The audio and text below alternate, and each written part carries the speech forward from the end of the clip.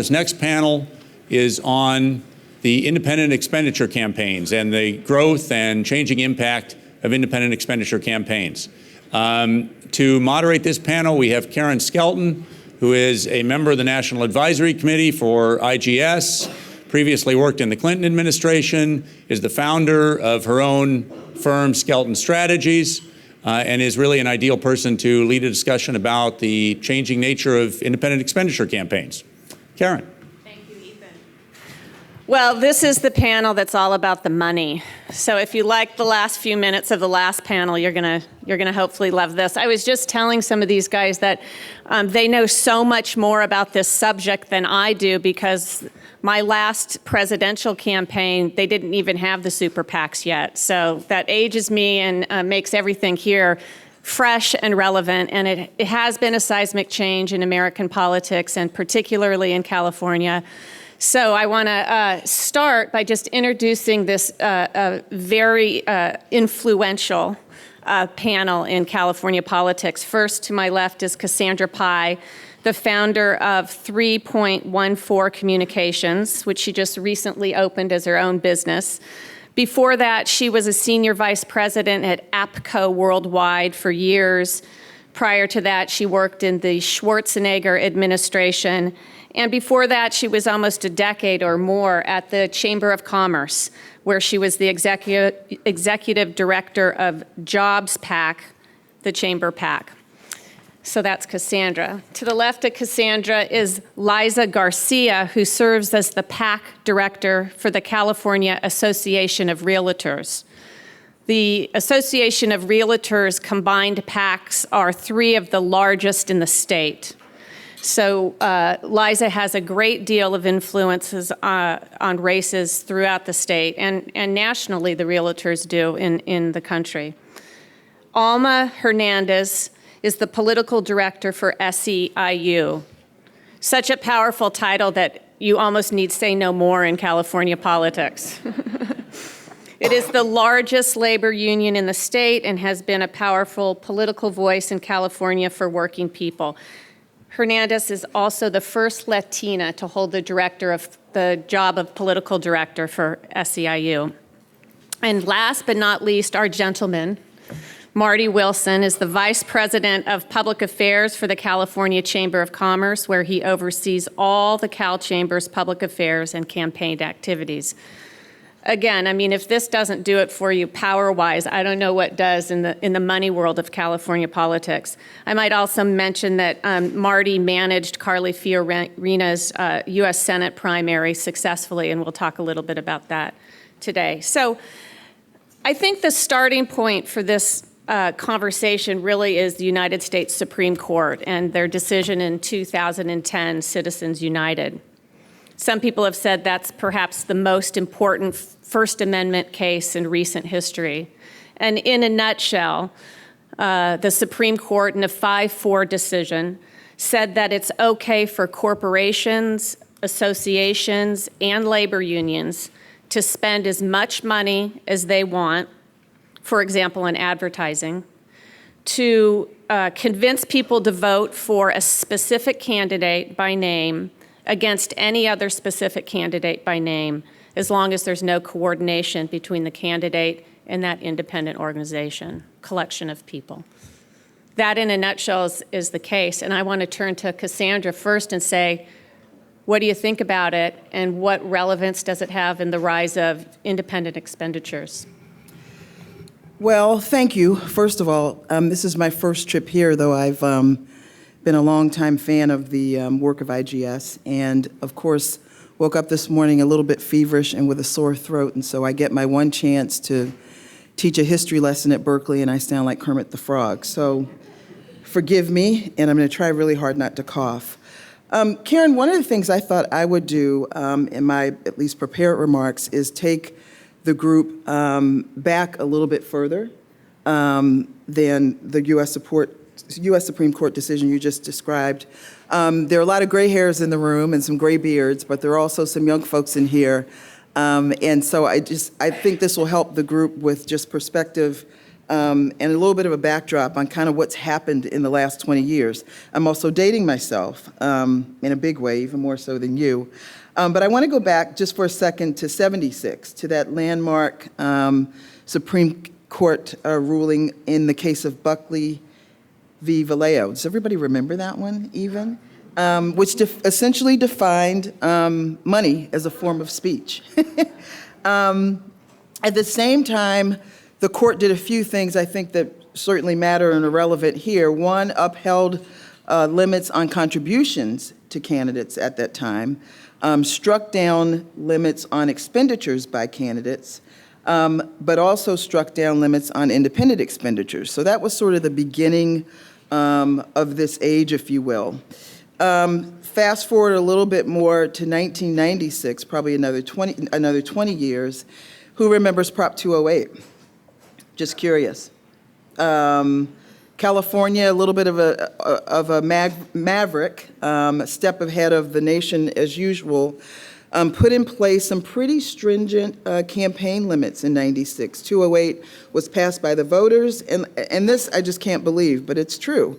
Contributors, campaign contributions per candidate, $100 for districts of less than 100,000 people. $100 for districts of less than 100,000 people, $250 limits per candidate for larger districts, and $500 limits for statewide elections. And then, of course, that was where the small contributor committee emerged, and they could give twice that amount of money. Can you imagine what you could do with $100 in the way of a campaign these days? Leap forward again, 2000, and this time, year 2000, came Prop 34. Who remembers 34? Probably a lot of folks now. 34, which was put on the ballot by the legislature with their blessing, so that should tell you something, enacted some contribution limits that were far more lenient than 208, but still by today's standards, probably sound a little bit strange. Individual contributions for the state legislature were raised to $3,000. I guess you could make it these days. Statewide, $5,000, and governor was $20,000. I give you that backdrop to say that, I think the reason I'm here is to talk a little bit about the early days of Jobs PAC. And it was with the 34 as the backdrop in an era where we were contributing directly to candidates. The Jobs PAC was launched by the Cal Chamber. I actually had Marty's job 20 years ago. I was 15 at the time. And again, a little more context. It was a time when corporate California was still a little bit shy about engaging politically.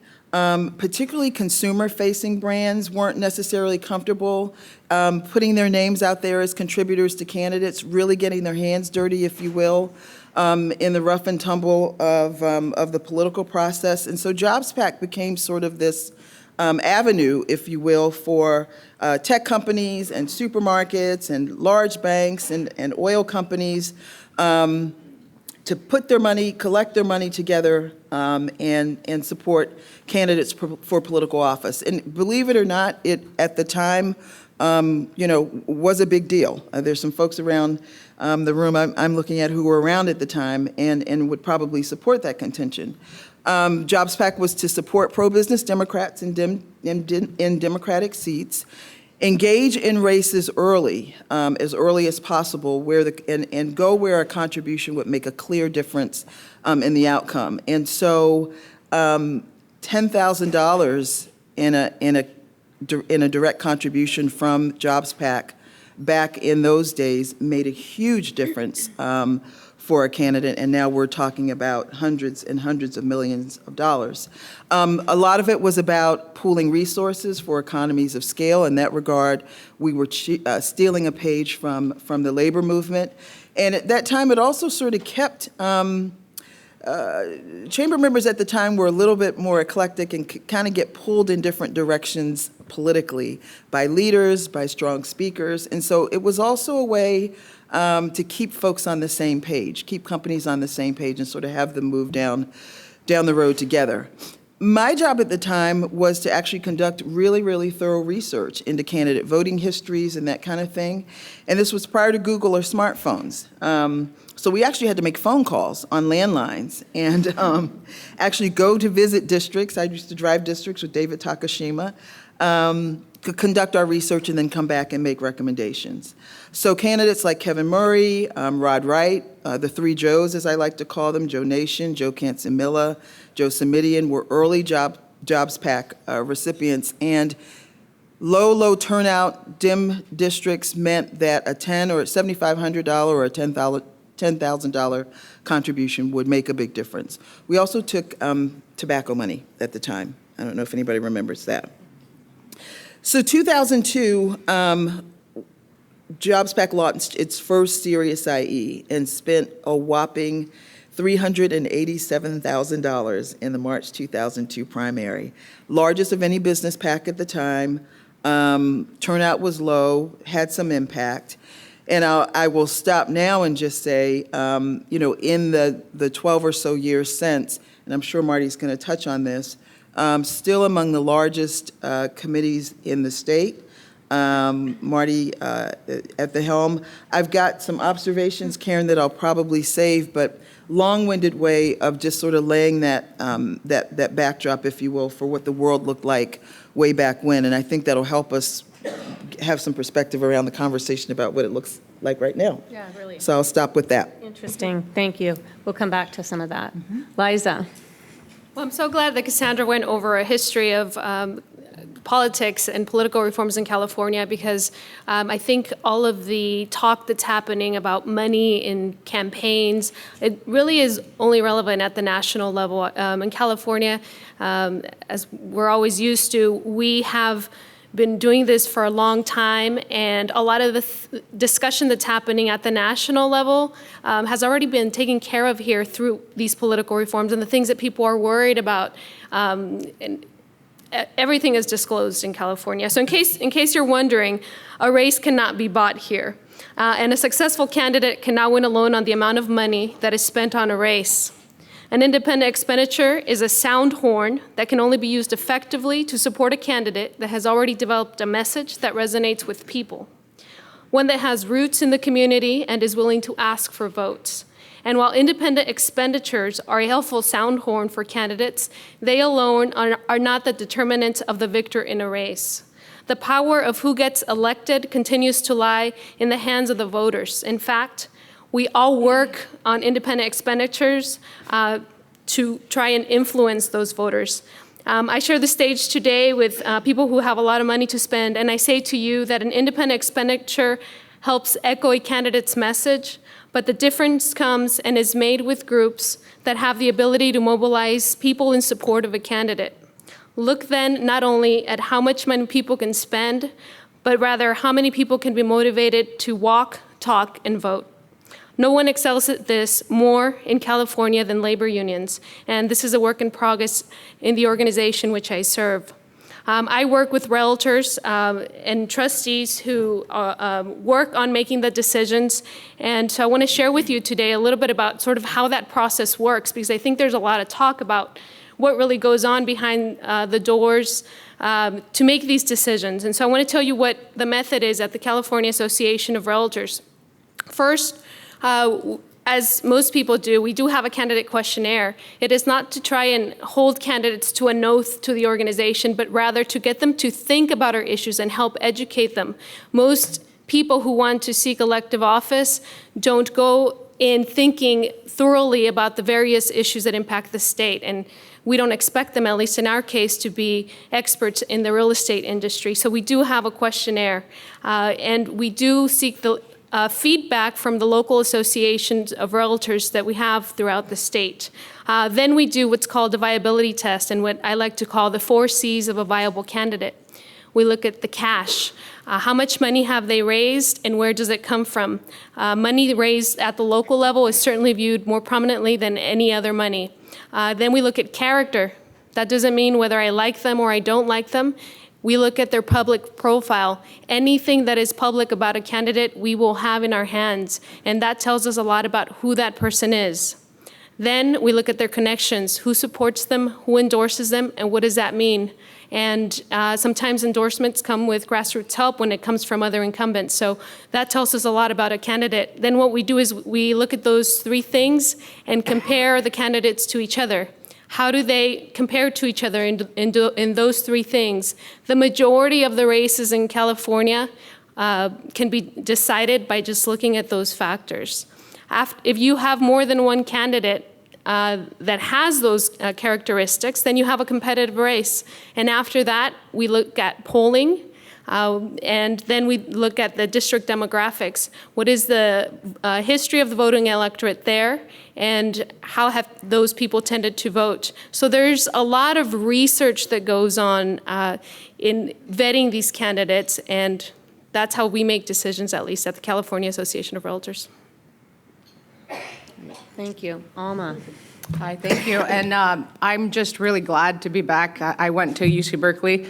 Gosh, I'm like in 2001, and I am mostly excited that I can now afford some of these restaurants down here. So I may sneak out at some point during the evening. Introducing myself, Alma Hernandez, the political director for SEIU California. We represent over 700,000 workers across the state, ranging from state employees to city and county workers, to janitors in high-rises in downtown LA, to nurses at Kaiser Permanente. So at every point in your day, at some point, you've likely interacted with an SEIU employee. I think to Karen's original question, I really appreciate the history about it. It was actually a piece of how the world has changed in the last 5 years. Citizens United, in our organizational opinion, has been the rise of dark money. It has allowed really a corporate takeover of democracy, to be very blunt. What we see now in super PACs nationally, and we saw an infusion of it in 2012 with $11 million coming in to influence, very last minute into the state of California, to influence ballot initiatives. That's very different from anything we've ever seen before. Disclosure for labor unions is through the roof. I think Laiza touched upon it, that we are required to disclose pretty much everything that we do in California. But with Citizens United, you no longer have that. You have now the creation of nonprofit tax-exempt organizations that don't have to disclose their donors. And I think as we're looking at a energized electorate and an informed electorate, when we can call it that, not on our last recent election where I think 10 people voted, myself included. Voters no longer know who is funding these, who is sending them their messages. And I think as California, who's a very solid blue state, it's very worrisome for us. And let me give you the difference. I heard a little bit of the panel prior to coming in, but there's a huge difference between the Koch brothers' $889 million budget for 2016 and our $8.54 average contribution for political funds. That is not the same thing.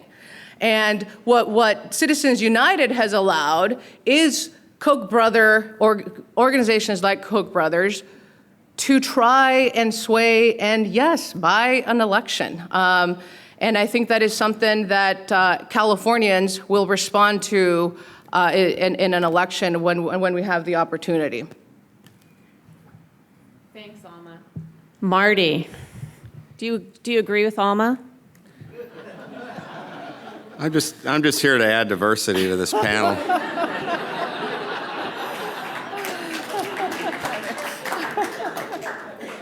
The Citizens United is less of an event in California, despite the example Alma gave from 2012, where even I was shocked at what they tried to do, and I'm been in politics a long time. If you haven't figured that out. Generally speaking, the impact of Citizens United has been somewhat de minimis in California, simply because, as Cassandra's brief history in time, correctly stated, with the passage of Proposition 34, You've had, with candidate contribution limits and a inconvenient thing called the First Amendment, companies, labor unions, others have had to find ways to impact elections because the cost of campaigning in California is exceedingly high. I come at the independent expenditure world from a very different perspective because my background is running political campaigns for candidates. I worked for Pete Wilson for most of my career, had about a 10-year hiatus, and then joined up with Arnold Schwarzenegger in 2003 and helped run the recall campaign. And then the last big statewide race I did was the Fiorina race in 2010, where also the independent expenditure world or super PAC world began to sort of rear its head in that Senate race. And frankly, I didn't like it. I prefer, as somebody who regards themselves as a campaign professional, I prefer to control my own message or my candidate's message. We spend a lot of time and toil and tears to come up with what we think is a winning strategy, a winning message, and create TV ads and all those things that you need. And I was talking to Karen the other day. Certainly one of the anecdotal stories was in the Fiorina race. She got through the primary. The race on paper was certainly competitive. Polling indicated it was competitive. And it was late summer, and our media buyer calls, and because the media buyers are tracking who's buying what, media buyer calls and says, guess what? Karl Rove's group's coming in with $1 million TV buy right after Labor Day. And I go, wow, that's great. Rove, man, that's awesome. And so they ran an attack ad against Barbara Boxer. That's no surprise. What did they attack her on? Social Security. I go, really, Carl? You're going to attack a Democrat in California on Social Security? We had a few other things up our sleeve, but for whatever reason, that's what they chose to do, and it's unfortunate. At Cal Chamber, as Cassandra, blazed the path. Cal Chamber, as those of you who don't know, is the antithesis of SEIU, where we are the largest business advocacy organization in the state of California and represent businesses in all sectors of the economy and and all sizes and shapes. And our approach, though, and I think that Alma shares this, Cassandra pioneered it, and Laiza talked about it too. Our approach is very systematic in that we do a deep background research on the candidates, make sure that we understand, who they are, what their voting record is, what their history is, and are there things that will maybe potentially embarrass us. And if you want to get into questions and answers, I'll answer some of the alarming things we found out about candidates who are not office holders today. So we are very thorough, and because of my background running campaign politics, I'm very data driven. I want to see polling. I want to see focus groups. We go into a lot of in-depth analysis of races before we choose to engage. And so I think that what you have on this panel today in terms of super PACs or IE committees, what I would argue is we're the gold standard. If all super PACs operated like ours do, you probably would think, well, it's okay. It's just another form of political communication, because I think we're serious about what we do and work very hard to deliver a product that won't embarrass the candidate we're trying to elect, but probably more important, won't embarrass our organization, because there's something behind us. We're not some ephemeral group that somebody threw some money into and says, "Oh, let's go attack so-and-so." I mean, it is SEIU, it is the California Association of Realtors, it is the California Chamber of Commerce, and those are serious organizations that have a reputation that they have to protect, and we can't go down some trail that will diminish our brand and our reputation. What I think is more problematic, and maybe we'll get into it, is in this IE world, super PAC world, is now anybody thinks they can do it. And so they do, throw a few bucks together, and, I'm going around trying to figure out who's going to support a candidate, and we find out that there's some group in Sacramento that says, well, we're going to do an IE. And it's like, well, okay. I asked one group the other day, I said, they were going to do a poll. And I said, okay, have you seen the research on the candidates? They said, well, we don't need to see that. So it's like, well, okay, I mean, so you're going to do a name ID and find out. And I said, well, then I'll just tell you what the poll will say. And I had that conversation in the hallway the other day with somebody. It was not you, yeah. So I think that the metamorphosis of it is somewhat disturbing to me, and I really do think the ultimate solution is to do away with campaign limits, or certainly elevate them so candidates can raise money and really be responsible for their campaigns. Chandra also touched on just one other thing, and again, because I've had so many different jobs in politics over about 40 years, is that the so-called BICRA, the Bipartisan Independent Campaign Act, or McCain-Feingold, has really hampered the growth of parties, and that's the other thing that sort of empowered these super PACs. Where in the old days, the donors would give unlimited contributions to the party. At least you knew that there was some structure, that it was John Burton or it was Duff Sundheimer, there was somebody managing those funds, and now it really goes into unaccountable organizations, and I think that's a problem. So excellent. So you said, it sounds there's almost a consensus that, what happens outside of California is pretty much the worst stuff when it comes to IEs. And in California, we have a little bit more control over them. But there's a lot of criticism of IEs still.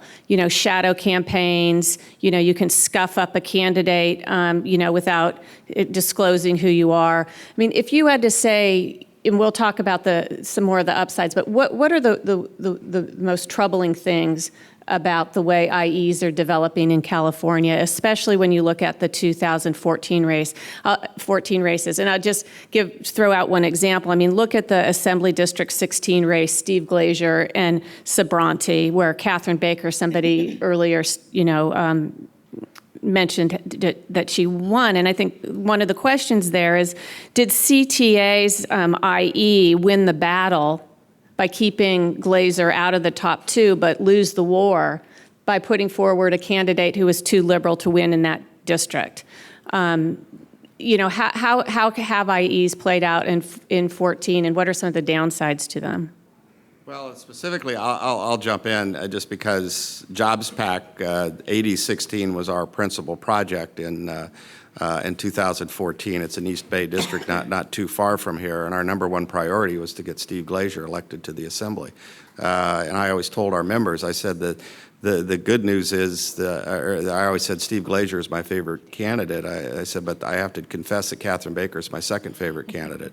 And I always believed that if Sabranti got through the primary, that Baker just had the kind of profile, and it kind of goes to Laiza's, the things that you look at in a candidate, and I mean, Catherine Baker just profiled that district very well, and so she was in a good position to win that race, and of course did, actually by a fairly, for a district like that, a fairly substantial margin. I don't know that CTA, what they did, whether it was good or bad. Again, I can get into war stories if you want, but because there are some good, huh? That'd be good. Well, I don't know. I'll let Carla pour a couple of drinks down me later, and I might go there. But it's just. It's a bruising fight, and really in the case of that race, it was probably unfortunate because in many respects, and again, Laiza and I were on the same side. The IE world kind of overshadowed the candidates, and maybe they all would have been better off if they had their own money they could spend and control their message. I will concede that point.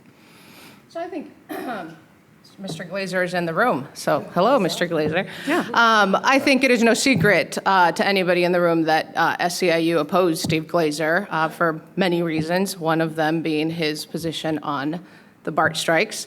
But I want to take a little bit take a look from a little bit further atop and talk about how Marty talked a little bit about it, on how independent expenditures are overshadowing the candidate campaigns. Mm-hmm. And we saw it a lot in 2014 outside of 8016. Everyone will second guess what happened in the general election. But here's the truth. That district is a fairly moderate district, something that I think the Realtors and the Chamber understood, that a woman like Catherine Baker, who is pro-choice, had a good chance. She fit the profile well. The amount of money that was spent in the primary had residual into the general election.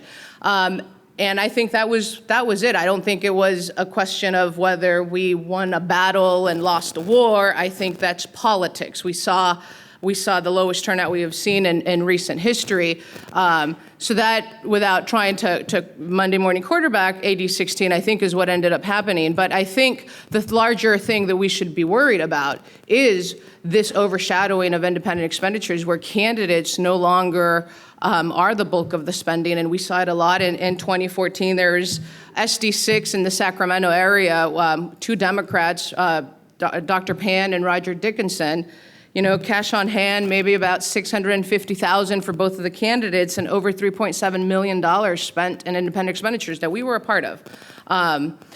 But so you start to beg the question, where is the accountability to the candidate as these independent expenditures start to flourish? And I think, again, the people in the room, the people on this panel, we tend to have a reputation to protect, so we're a lot more careful. But independent expenditures that just come about send some pieces of information that aren't factual, that aren't really, that people stand for, and you can't go and tie it back to the candidate, essentially. So there's no real accountability for what voters are seeing.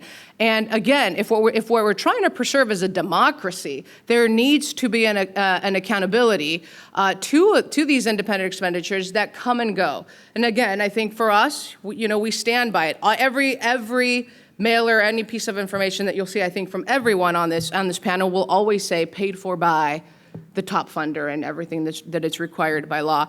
But I think that, to us, is the more troubling aspect of the rise of independent expenditures. And I'll also say that I think the only people that like independent expenditures are consultants. I don't think candidates like them because they can't control them. We don't like them because we're usually pretty pissed off at whatever the candidate's trying to do, and we wish we could tell them to do differently, but there's firewalls and we can't coordinate. So it is a very good business for consultants. I don't believe that it's a good business for democracy or for an engaged and informed electorate to actually vote on Election Day. So, Alma, would SEIU like to see no more IEs in California? I don't know that I'd go that far. I think we would like to see, I think we share that with the chamber, and sometimes we agree on when it comes to some issues of political reform. I think Prop 34 severely disrupted an ability to fundraise for a candidate, and we think that is an issue. It's, I think saying just doing away with independent expenditures entirely, there's such a thing as a First Amendment, so I don't think we would, we couldn't legally do it, but I don't actually think that that's the answer. I do think there's probably a middle ground somewhere around some finance reform that allows candidates to raise enough money so that they are competitive in a state so expensive and so large as California, as well as giving outside groups a voice to have an ability to make an impact in an election. Yeah.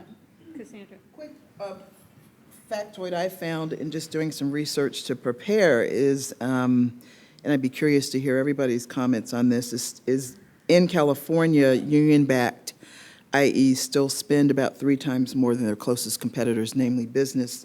And so I put that out there as something to think about, but I'll again take myself back because I'm not doing this for a living anymore and talk about it, sort of from the, well, I should say it, from the gray-haired perspective because I am gray.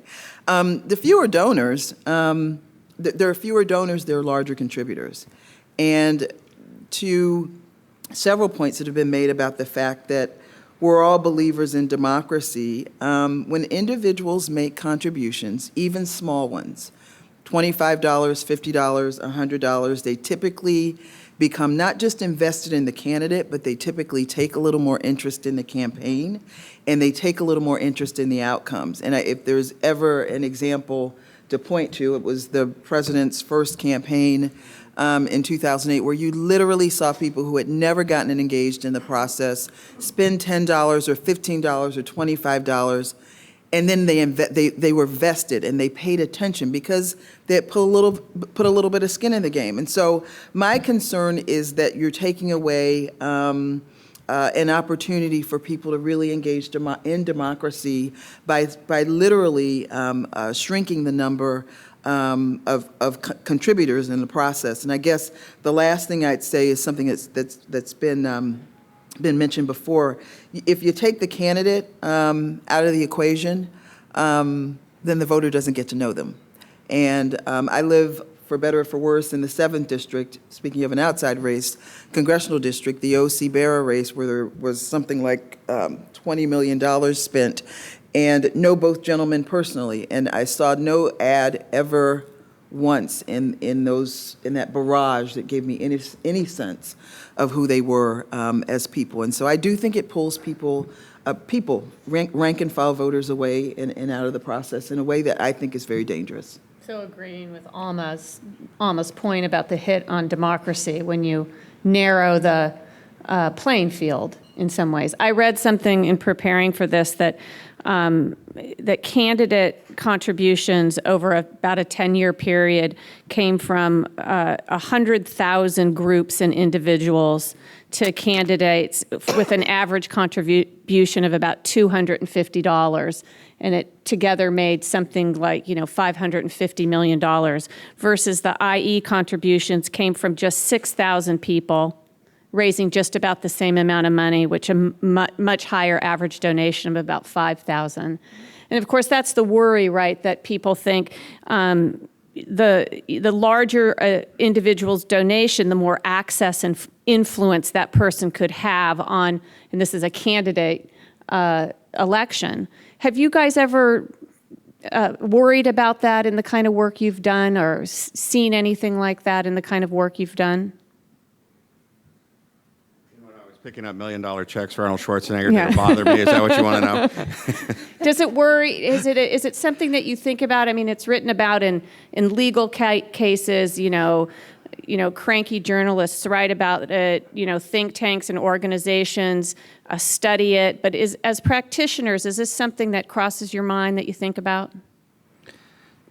In my career, I've been fortunate that you can love them or hate them, but Schwarzenegger, Wilson, people like that, they had a lot of integrity, and they did not do,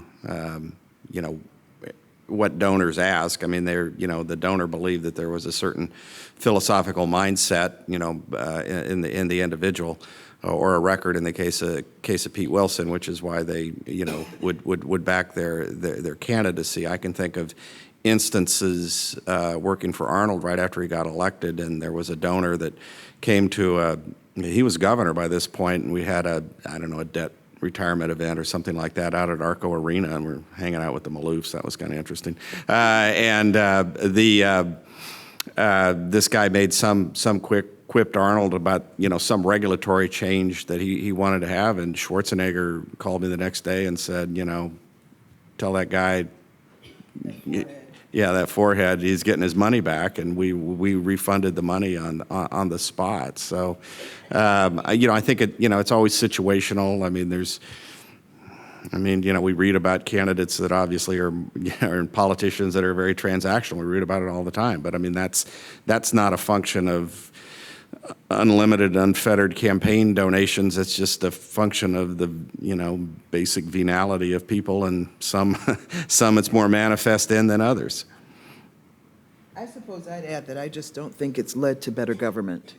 We're not governing any better as a result of IEs and so much money in the process. In fact, we're a little more dysfunctional than we were 10 years ago, both at the federal level and at the state level. So I agree with Marty. I don't know many people, particularly because there's so many pretty good watchdog groups out there to sort of keep tabs on things. But, effectively, we've got the status quo, and it's been that way for a while, and it's dysfunctional. We're not bringing in better people to govern, or people who govern any better as a result of all the money. I think that it is easy to kind of get lost as a group in the millions of dollars that are spent in campaigns, but the people that I am beholden to, as a political director, are to the Realtors in California. And on average, they give us $50 each. And so that's who I represent. So are there people that represent themselves? Yeah, sometimes I'm sitting in the room with Charles Munger, where I'm representing 180,000 people, and he's representing himself and has as much money on the table as we do. But my role is to represent those 180,000 people that are working towards home ownership. And although there are these groups out there that or individuals that represent themselves, I'm happy to say that I am not one of those, and that I represent hardworking people in the state of California. I mentioned a few minutes ago, I think I'm going to regret saying this, but about cranky journalists. So I just have to say, my father,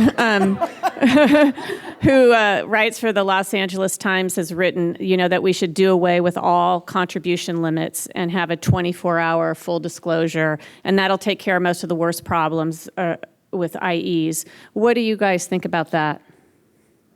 Agree. I mean, IEs are always going to exist because of the First Amendment, but if candidates are responsible for their campaigns, that's the best single reform that you can have, number one. Number two, back to Chandra's point earlier, the McCain-Feingold program or, reform really defanged the political parties. And I can go into chapter and verse and why that is. But and I had to run, when I helped run Arnold's reelection in 2006, we were the first statewide campaign in California that had to deal with that law. And it was obvious that it was going to cripple the parties and frankly did. I don't know that would get rid of the problem, because then you would just have large checks being written directly to the candidate, which, I think it would. I think it's an interesting concept that helps address some of the issues that we all share are a problem with the independent expenditures.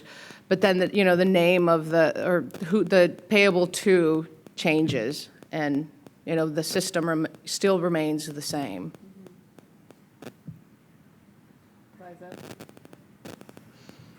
I agree with what they just said, so I don't have anything to add. Do we think the public pays attention to the disclaimers and to the, is that your experience? Do we think people, or the 24-hour, I don't know that because I haven't done this for a while. I love the 24-hour reporting, because then I know what the other side is doing all the time. That's who benefits So from it, we are- absolutely. The professionals do, sure. We haven't seen, not necessarily a disclaimer, but we haven't seen, at least in the most recent years, a big transference of if it's paid for by a labor union, that voters, care either way. I think one of the examples, though, and I don't know, I haven't seen any studies around of this phenomenon, but we saw in Richmond, Chevron invested a lot of money in a local election, outspent candidates 20-1 and lost all 4 seats.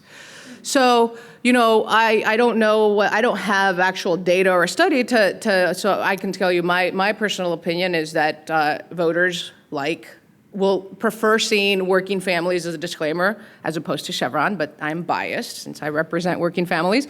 But, at least in our studies, we haven't seen this big backlash on voters saying, well, that's SEIU. We see some of it in red districts. It mostly comes from each other and from the other groups. It's an inside, right. That's what the headlines are. You see, Realtors are doing this, and usually the stories that are picked up in the press are pushed by the opposition in that race, not necessarily by the public. It does create sort of a public stir, but we know that it's the opposing pushing a story into the press and the press picking it up. So.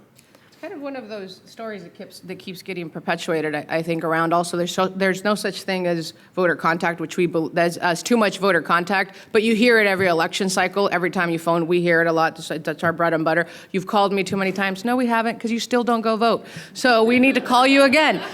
So you always hear that, and that's just the myth. There is no such thing as too much voter contact. in an election 2014 when there weren't that many truly contested statewide races, the superintendent of public instruction was one of them, and both Tuck and Torlingson had huge independent expenditure campaigns around their races. How do you think they did? Marshall Tuck had a lot of Hollywood power, but not enough substance to get voters to elect him.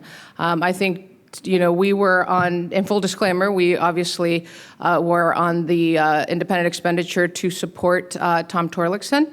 And, I think with again, taking just a little step back and taking it away from that actual specific election, the top two and these Dem on Dem and Republican on Republican phenomena, as we saw it out in the Inland Empire with Jeff Stone and Bonnie Garcia, are new to all of us, and we are all, trying to figure out how to add value as an independent expenditure to the candidate, and in the big race in superintendent of public instructions, they're both Democrats. Different types of Democrats, but both Democrats. So it tends to start to get very nuanced in this very new phenomenon with this top two primary, which we may see again in 2016. So, Alma, how do you deal with that? Two Democrats, very nuanced messaging, and you can't coordinate with the campaign. So any slight deviation from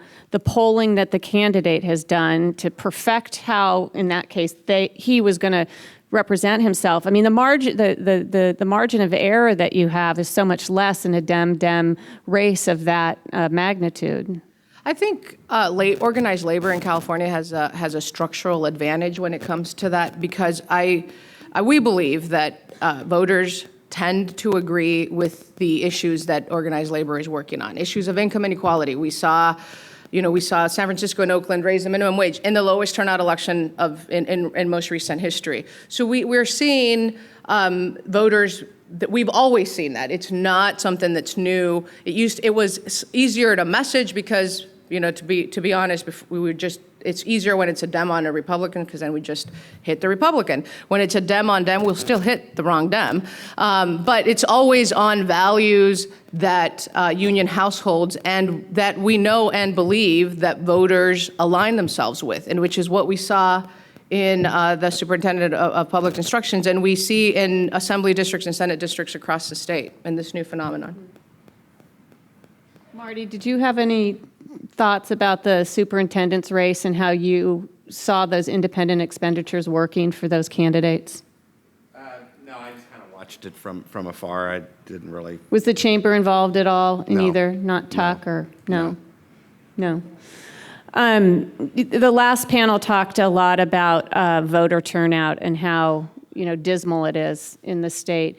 Can IEs be influential in turning out more voters? Do they have any role in the voter turnout in the state? I guess that's one question. The other is, why continue to spend so much money when there's so few voters turning out? Well, I think, go ahead, Laiza. Oh, I think, yes, and SEIU and actually organized labor across the state with our ally partners invest a significant amount of our resources in just talking to voters. It's not the sexy work. It's not the fun work.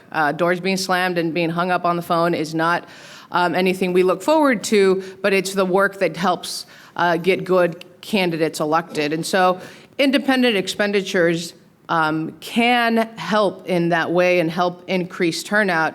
But they also, with the large amounts of negative mail, sometimes can depress turnout. And so it's always a balancing act that we have to do, which is why I'll go back to my earlier point. No one really likes independent expenditures outside the consultants because we would much rather be able to invest in a candidate to help them have a good, solid field effort. And oftentimes, if not all the times, we have to do an independent effort to help increase voters of color in certain areas of the state.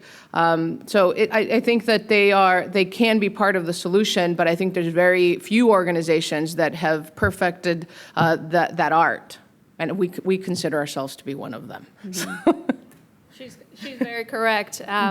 Outside of the labor unions, I think the Realtors are the only ones that have been able to organize their membership in support of a candidate through an independent expenditure, because it is very hard to do.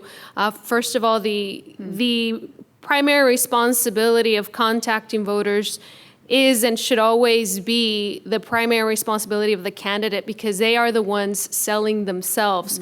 When you have an organization who has, especially with the Realtors, who represents the diversity in the state, so whenever a side is chosen in any race, we know there are going to be members that are angry with us. It is very difficult to have people take time out of their business to come and volunteer and make those phone calls, and it is a lot of work. And so it's something we're continuing to work on, and as Alma said, the labor unions are the best at it. And in a world where money is sort of the sexy topic and always talked about, it really is where the grassroots is where the difference is, and that is something we're striving for. And I'll just go back to what I said earlier. I think the fewer people who make contributions themselves directly, the less they feel that they've got impact or any kind of investment in the campaign. And one thing that's happened is we continue to shrink the number of contributors. So Realtors, SEIU, California Chamber of Commerce, what were each of your priority races in 2014, and how did you use an IE to win them?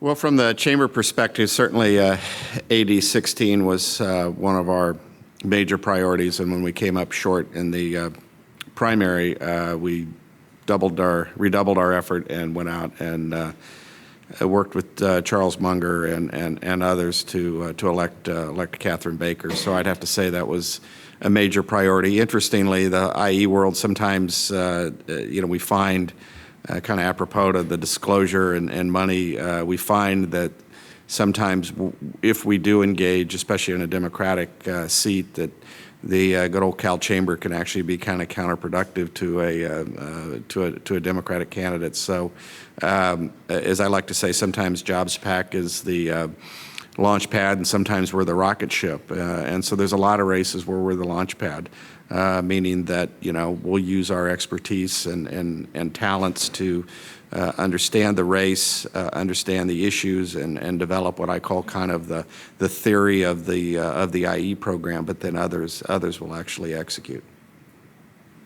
For SEIU, we obviously Tom Torlakson was a huge priority of our organization. Betty, there wasn't a lot of open seats. We could barely tell there was a governor running for re-election. But we at the top level, those were the two. And the really troubling part, in particular with California, is the amount of money it costs to run an effective campaign. On a statewide level, a media buy will cost you over $1 million just to be competitive for a week. It's not really that effective when you're looking at absentee voters being the bulk of who turns out to vote, and them getting their ballots, 6 weeks before the election. So in a period of 6 weeks, a $1 million TV buy doesn't really get you the bang for your buck. So as we're reading all of the stories around the millions and millions of dollars that we spend, I do want to just caution the regular folks is that California is a really expensive state to run elections in. One of our priorities was to elect Tim Sobrante to the Assembly. We did not. We will be back. Sharon Quirk Silva out in Orange County was also a priority. We did not. We will be back. We had a couple. We did have victories. Jackie Irwin out in the Oxnard, Camarillo area, and Dr. Pan out in Sacramento were also priorities, all in which we participated in independent expenditure. That was on the Assembly side. On the Senate side, and I think the other piece that we have to also discuss is this: we're all statewide PAC directors. Our job is to look at the entire state and how it interacts with the legislature and government, and what kind of Democrats are being elected. and where they're from, because it actually does help tell us how they will act once they get into the legislature. And so none of us really have the luxury of picking a candidate and saying we love that. We always have to look at the impact that will have on driving policy in California. But on the Senate, we invested pretty heavily in Orange County with Jose Solorio. We were not victorious. And then there were only two real competitive seats in the Senate, which was Jose Solorio and the seat that is being held by Andy Vidak now. Both in the Central Valley, there's the Canela district that looks very good on paper, but when you get into the nitty-gritty of the Central Valley, it's not an easy district at all. So the field and the table was much smaller. But those were, and I'll say that for SEIU, we invested in these places very heavily in field. We invested, you have to do mail, you have to do paid media, you have to do radio. But really, where we really invest is in having people from your community, our members, most of the times, knock on your door and call you on the phone. In all of the places where we invested money, there was always a significant field portion, and we knew that turnout was going to be a problem. I will say, and I don't know, maybe Laiza and Marty had a different experience. We didn't expect it to be this slow. I actually bickered with our consultant. I'm like, you are being too pessimistic. It will never be 42%. And it was 42%. So I think turnout models in elections like this, where you have a disengaged electorate, really have an impact. Are PACs paying for the field operation? Do PACs pay for the field operation? I'm an employer during campaigns. Jobs PAC also uses consulting operations that have employees. So we are big believers in field operations for our races. Have you noticed that changing over the last decade or so that, I was a field director. I remember when, field was dead in '92, right? No more field, the Cranston days are over, where, field isn't the answer anymore, except Bob Mulholland, who has never thought that. But it feels to me like field is back a lot more, maybe because there's PAC money to pay for it, and it's not being paid for out of hard dollars. Is there any truth to that? No, I think that it's, as I like to say, everything that's old is new again, and these things they trend at different times. Voters are just getting bombarded with mail, which half of them don't read. They go on the internet and they see some ad that they click, they don't want to watch. Their TiVo, their viewing habits on TV are completely different. And so really the only way, I believe, that you can be assured that you're talking to voters and delivering a message is to go knock on their door. Mm-hmm. And so I think it's very critical. And again, we do it in all of our races. Mm-hmm. And I think since you were field director, it's not cheap. It's not cheap to have an office. So it's something that when you're going to make the investment, you have to make a real investment. And that's not an easy decision for candidates to make, because they really do, as Laiza says, they really have to get their message out and tell people and tell voters who they are. I also think that we're hearing it mostly in why when folks oppose labor candidates, they're trying to copy our way, is look at the electorate in California. It's changing. It has changed. You've got folks that are now a majority of color, but they are not either registered to vote or are one of not the likeliest voters. So we have to drag them out, a lot more. And I think when folks are opposing labor candidates, they understand that and have invested to try to at least level that advantage that we have. Laiza, what was the priority races for the Realtors? Well, one thing you should know is that different groups get different reputations. There are groups that completely ignore Republican races and groups that completely ignore Democratic races. At the Realtors, we evaluate every single race. That's why we have a process. So when we look at this last election cycle, we conducted 22 independent expenditures, 17 of which were successful. So I would say all of those were our priority races. Amongst those are being on the other side of SEIU on the Senate in helping to re-elect Senator Andy Vidak and elect Senator Janet Wynn. Those were definitely huge wins. We were on in support of Steve Glazer in the primary in Assembly District 16 and spent about $1.3 million just in the primary.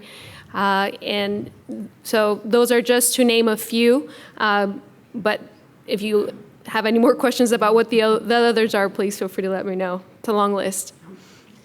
I want to quickly, in a few minutes, open it up to questions, but I want to do a couple, just like a lightning round, and just some short questions and short answers. Ask you about if you had to pick, give the Academy Award for the best IE that you know about, who would get it? Cassandra. I've got Laiza and Marty sitting here. I've got to say Laiza and Marty. Well, I'll tell you what wasn't. I was really, and I said this earlier, I was really bugged by the money and the outside money in the OC Bearer race, and it almost, sort of overtook our lives in that part of California. So I'll give them, sort of the Razzie goes to. Good. Yeah. There are many races where Alma and I are on the opposite sides, but I think the one that I would give the award to is a race that we both were on the same side on, and that's the IE in support of Richard Pan in Sacramento. When we saw the initial polling for Senator Pan, he was trailing 20 points behind Roger Dickinson. After the primary, he was still 10 points behind, and so I think both the candidates' campaign and the independent expenditure effort were working significantly and were able to close a gap that I think even us in the IE world were skeptical it could be closed. And isn't that one where you used Republicans to endorse? We did. In a safe Democratic seat. Yes, we did make sure that we reached out to Republican voters and did use a Republican consultant to make sure that they were engaged, especially when there was no Republican on the ballot. It's a hard question. I agree with Laiza, but I also feel like on the statewide level, the Torlakson independent expenditure that we were a part of, so I'm entirely biased, was also very effective. I mean, Marshall Tuck is a charismatic young Democratic leader who has a future in California politics, and Torlakson, we love him. But if you all have been in a room with him, is a little policy, and we love him because he's right on the policy. But so that was a pretty big challenge that we had to overcome with voters, especially when we weren't exactly sure who was going to turn out and we weren't sure where our base was going to be. So I feel that the counter to the star Hollywood power that Tuck was able to, that he was very effective in getting out, I think was countered very effectively with a CTA-led committee. Marty. Well, I would have to, again, try not to break my arm, pat myself on the back for 80-16. As I say, we had two bites at the apple and did succeed in electing Catherine Baker. It was a very well programmed IE organization with Jobs PAC and our bipartisan consulting team and Charles Munger and his team. I think that's Jamie. Is that you back there, Jamie? Yeah, Jamie Fisfus, who did the advertising and the voter contact for Charles. And then we had our own team, and we worked very, very closely together. And I think it's a template for how these things can come together. Okay, Marty, starting with you. Would you rather run an IE campaign or a candidate campaign, and why? What age am I? I'm 60, so I don't want to deal with candidates anymore. But still think candidates should control their message and not IEs. As my question is, what candidate are you offering? Yeah, I think I'm much younger than Marty, but I think the days, and I used to manage candidate campaigns, but I think the days of candidate managing are over unless I am instructed otherwise by our members. Yeah. Independent expenditure, for sure.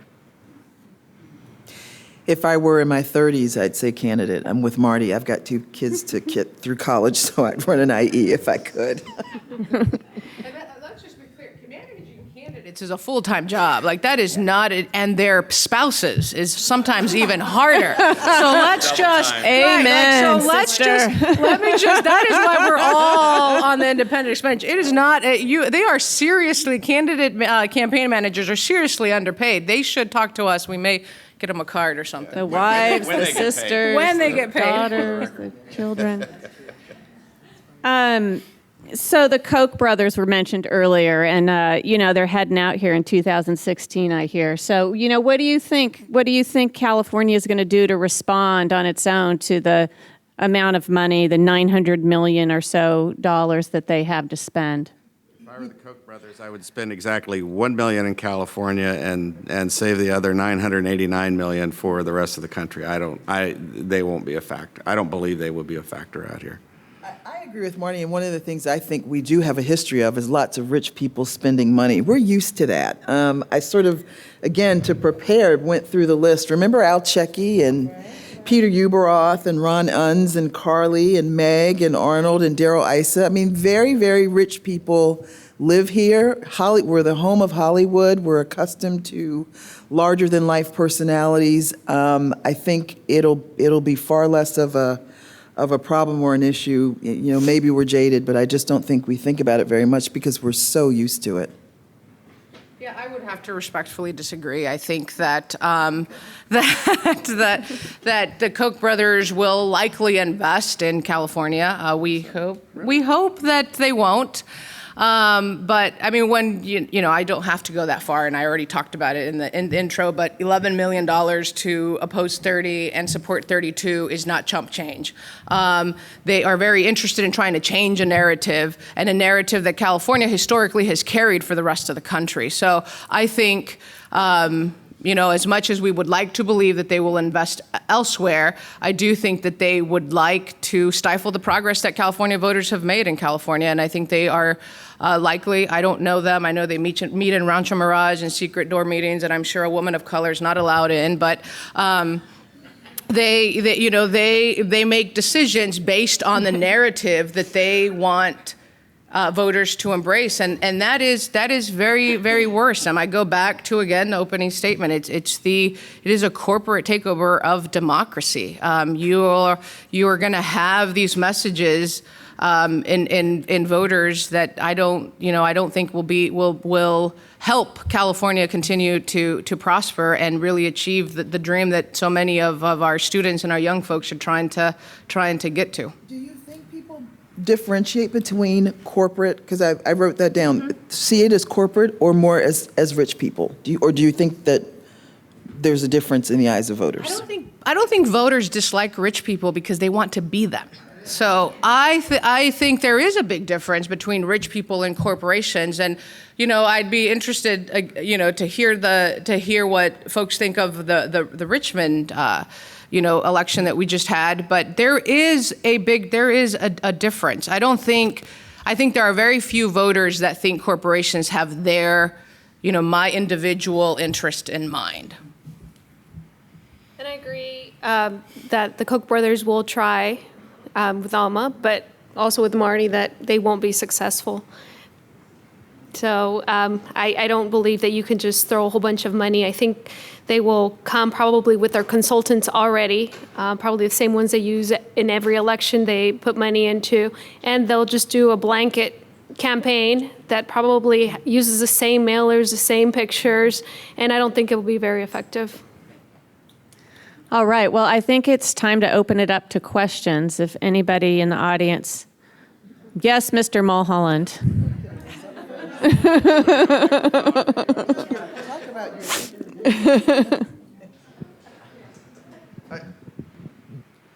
Yes, Bob Mulholland.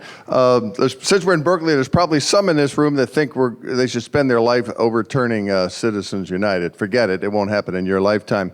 Barack Obama, our Democratic president, was slow on it. And the only thing I like to say is that when the Olympics changed the rules, amateurs to professionals, the United States sent Magic Johnson and the rest of them. We won the gold in '92. And the Democrats, we can outraise the Koch brothers, and that's how we'll do it. And forget the idea of overturning it. Ain't going to happen. Next question.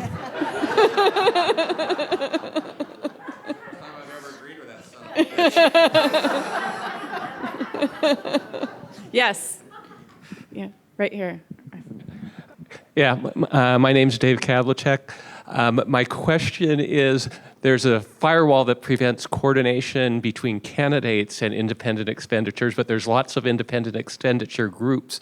How much coordination is there between different independent expenditure groups? Is there sort of like 2 or 3 big lumps and a lot of individual things or something like that? Hey, you're looking at the 3 big lumps. That's why we know each other. Yeah, absolutely. When we're on the same side, independent expenditures are always meant to add value to a campaign. So when we are on the same side as the Realtors, we're rarely on the same side as the Chamber. But I don't know that in elections we are. We do coordinate. We really do try our best to make the best use of resources. None of us are into spending money dumb. So, I think there is coordination on different independent expenditures if we're all supporting the same candidate or opposing the same candidate. That's exactly right. Yep. Yeah, back there with the short hair. Yeah, Amy. Hi, thanks. Amy Walter. Can I ask you guys to talk about how much money you spend in primaries versus how much you spend in the general election? I mean, this is what we're going to come to, is that most of the influence of these independent groups are going to be in the primaries? Well, with top 2 in California, the primary is just the first round. So Alma and I were on a panel in L.A. right after the election, and the question was who had the better night in November. And fortunately, I got to answer first. I said in November, the business community had a better night, but in June, labor had a better night. So it just, like I say, these races evolve, and sometimes the name of the game is just to get your guy or candidate into second place so that you can get into the runoff. And of course, we saw that in Sacramento, where we had 3 D-on-D races: the Pan race, the Cooper race, and who am I thinking of? McCarty. So there was an element there, the business community and labor that working together for various candidates. Jim Cooper was a candidate, Kelly Culkin's here, he had a lot to do with, who won the general election over another Democrat, and he was a guy that was backed by the business community, by law enforcement, and had a CDP endorsement. So it just, like I say, there's kind of unholy alliances that emerge in all of these things based on the candidate. And really, the money, at least from an organizational standpoint, isn't based on let's spend X amount in the primary and X in the general. It really is what is the objective driving the spending. And in the primary, the objective driving the election, at least this last cycle, was how many of our candidates can we make sure don't have a general election so that we can focus on spending the money we do have on the rest of the races, because there certainly were a lot of competitive races this time around. So there were a number of races in the primary where we spent money just to assure that in a safe Democratic seat, the Republican would make it through so that we wouldn't have to worry about it in the runoff. And then in a general, of course, focus on the competitive races. But is your priority to raise more money for the primaries or for the general? Our priority is to raise more money. Yeah.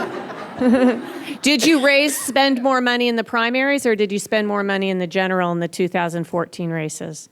Most of our monies, I think, we know how much money we have at the beginning of a campaign cycle, so we work with sort of already the money we know we're going to have in that election. So at least I don't have to worry about raising it because I have a pretty good idea of how much I will have to spend. And how much did you have to spend?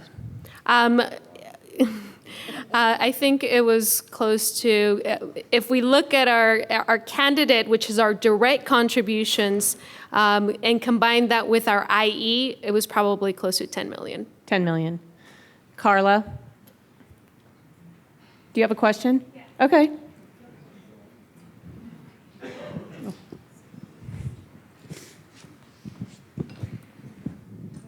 Hi, Alma, the governor was. You were going to ask me. Yeah. That's why they don't let me near reporters. The governor was sitting on $24 million and didn't do a whole lot to help you guys or your candidates, and as mentioned, because a couple of seats were lost.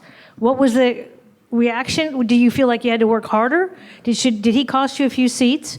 And I want to hear from the rest of the people whether were you all expecting him to do something, anything for Democrats, and he didn't really come through.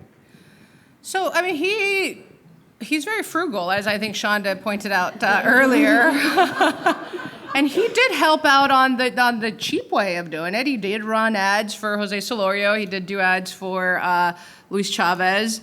I'm not in the governor's office, so I don't know what the conversations were, but, we think he's probably saving it for bigger things. Bigger things? Bigger things. I think that he's going to steal a page from the Arnold playbook, and maybe put a couple things on the ballot in the way of issues, and leave the candidate stuff alone. Laiza, anybody? No. Okay. Any more questions? Amy. But I think I have to, Amy Chance from the Sacramento Bee. I wanted to ask just briefly in the Pan race, there was an ad that ran in that race. Then you were talking about how much Pan closed the gap. The ad accused Roger Dickinson essentially of allowing children to die by his failure to improve the situation at Child Protective Services when he was a county supervisor. Did the Realtors put any money into that? Was not your ad. So my question is, did you see any polling? Was that the ad that really made the difference? I didn't see any polling that included any of that. We didn't include that as part of our strategy. I don't know. Did you see anything? Right. And then the only other thing I wanted to ask was our reporter saw a lot of money flowing through the county central committees in this last election cycle, both sides, and I'm wondering if that's a way to get around contribution limits, and if so, is that a good idea? Well, yeah, I mean, so the answer, that's another byproduct of Proposition 34. So, again, having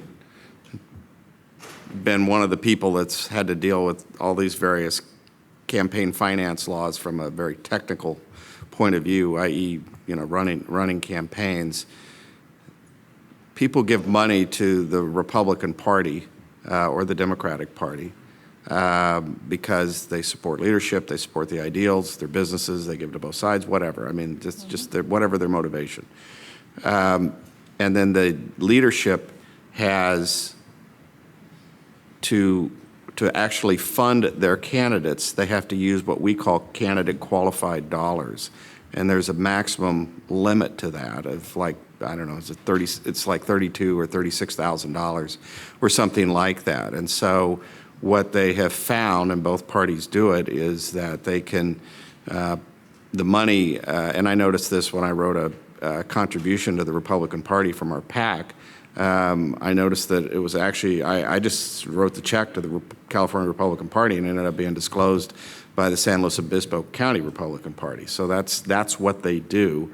I don't like it. Again, it's the futility of these unnecessary campaign regulations that are trying to lower donor limits for whatever reason, and I understand them, but it doesn't work. And so that's why the parties do what they do. And so is it a way to circumvent the law? You know, in a technical term, no, because it's legal. And that's why they do it. Yes, back there. You, who's turning? Yeah, there you go. Hi. Does the amount of people who vote permanent absentee make a difference in your strategies and how you time things? And do you save all the attack ads till the end for the do you treat the permanent absentees like a different voter class than the folks who aren't permanent absentee? Or how do you slice and dice the electorate, given that you almost have two different classes of voters at this point with the sheer numbers of permanent absentees? I think it just changes the schedule of the mailers and the programs around when the absentee ballots go out. And then after that, then all the efforts are focused on the people that haven't yet voted and on election day voters. And I think what you're starting to see is a change in the focus of when the actual GOTV efforts begin. It's now way earlier than it used to be. I mean, I find myself, planning elections August and early September, whereas before, it was, you could do it end of September and start trying to think out your strategy. But permanent absentees and the time when they return them has made the voting process a lot longer, a lot more expensive. But that is democracy that's working. Mm-hmm. Yes.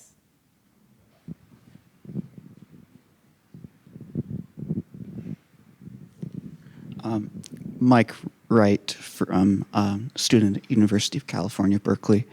Can you talk a little bit about how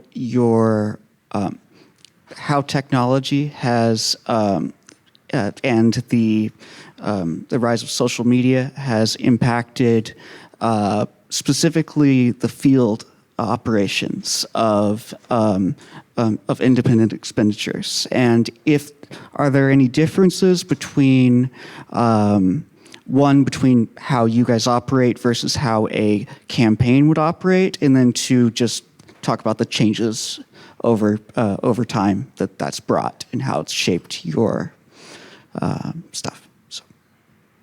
Well, it's getting so much harder to target. You actually have a segment of voters that don't ever watch TV. So you're spending $5 million, for what on a TV ad, and there's a segment of folks that just don't watch cable or network TV, that consume all of their media online.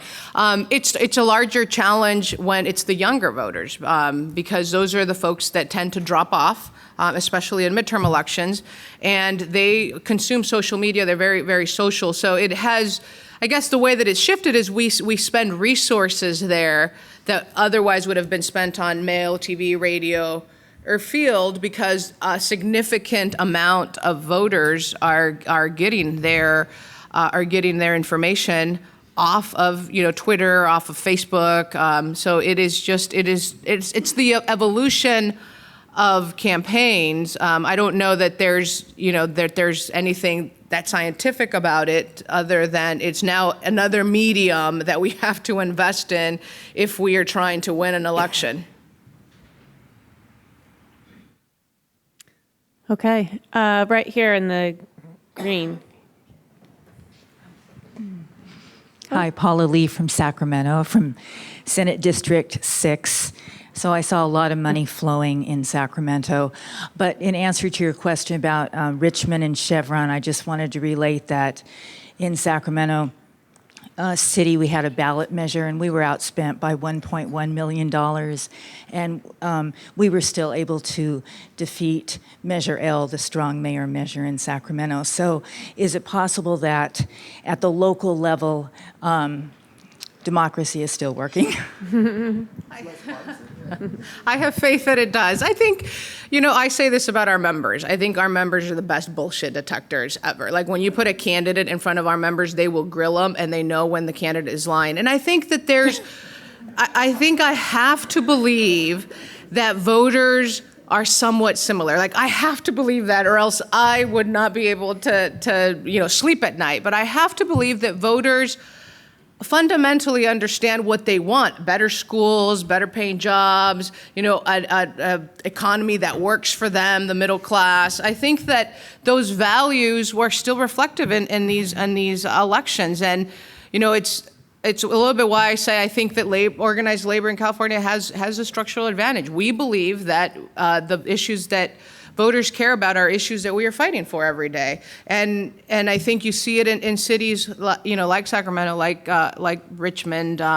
You see it in Orange County as well in some of their local elections. I think voters, it's for a reason. I may have to believe this again for my own peace of mind, but I think voters know the California they want, and when they get off their ass and vote, they actually vote for that California. Which is why I wanted to emphasize in the beginning of my comments that I don't believe you can buy a race. It's more than just money. The candidate has to be, in essence, from our perspective, a good product to sell, and all of that has to line up and do a good job. There are independent expenditures that hurt the candidates, and so it has to be just almost a very harmonious action that has to happen for a candidate to win with the support of independent money. It's certainly less partisan at the local level, and I think that helps. And I'd also observe that the IEs that you two or three suggested were among the better, the award-winning ones were the ones where you either used, two cast of characters on the consultant side, or in the case of the Pan race, where you had a Democratic candidate with Republican support.